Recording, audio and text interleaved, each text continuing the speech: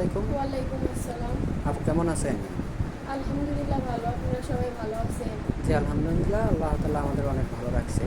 তো আপু আপনার নামটা কি? মুসাম্মদ মুমিনা খাতুন। মমিনা খাতুন। তো আপনার হোম ডিস্ট্রিক্ট? ময়মনসিংহ। ময়মনসিংহ জেলা, ফুলপুর। ফুলপুর থানা, গ্রাম গ্রাম আমফুল। আমতল।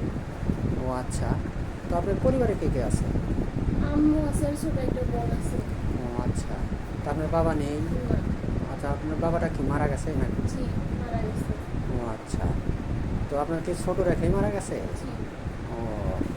তো আপনাদের পরিবারটা তাহলে এখন কিভাবে চলে? ওই যে আম্মু অন্যের বাড়িতে কাজ করে, আমি একটু অন্যের সেলাই মেশিনে কাজ করি, ও ওইটাই আচ্ছা। চলে।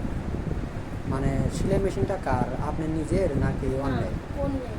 ও, অন্যের সেলাই মেশিনে কাজ করে। জি। তো তাহলে আপনাদের পরিবারটা তো অনেক কষ্টে যাচ্ছে নাকি? জি। ও আচ্ছা। তো আপনি লেখাপড়া কতটুকু করছেন? এসএসসি পাস করি নাই, নিউটেন।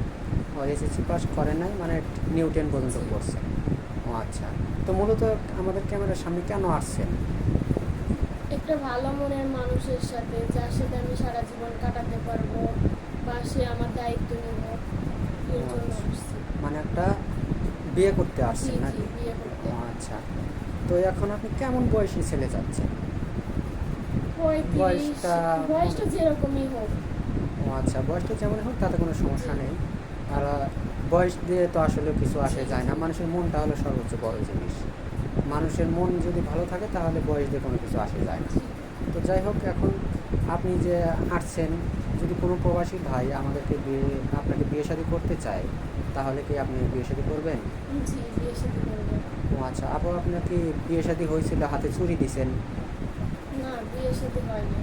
ও, বিয়ে শাদী হয় নাই, মানে এটা, মানে এই চুরিটা পড়ছে মানে নারীর শোভা হাতের, জি। এই জন্য নাকি? জি, অবস্থা বুঝতে পারছি।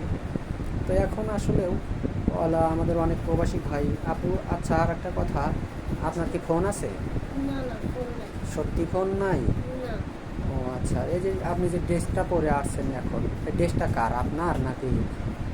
না, এই ড্রেসটা আমার নাই, অফিসে আসছি না, হেরাই দিয়েছে ও, ড্রেসটা। মানে আমাদের অফিসে যা জি আছেন আমাদের থেকেই দিছি, সেটাই আপনি পরছেন নাকি? জি ও আচ্ছা।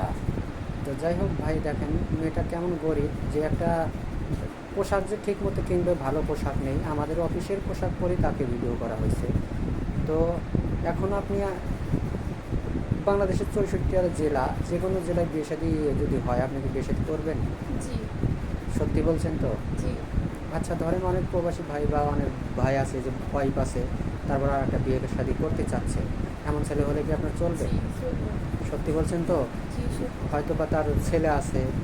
থাকলো ছেলেটা, আমি আমার নিজের ছেলের মতো করে মানুষ করবো। ও আচ্ছা, অনেক সুন্দর কথা বলছে। পরবর্তীতে আবার ছেলেটাকে তো কষ্ট দিবেন না। না না, কষ্ট দিব কে? আচ্ছা আপু, আপনি অনেক সুন্দর।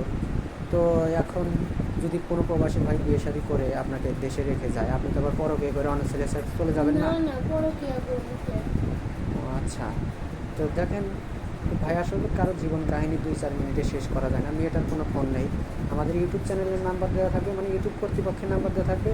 কেউ ভিডিও কল দেবেন না, অডিও কল দেবেন। ভালো থাকবেন, সুস্থ থাকবেন, এই বলে শেষ করছি। আল্লাহ হাফেজ।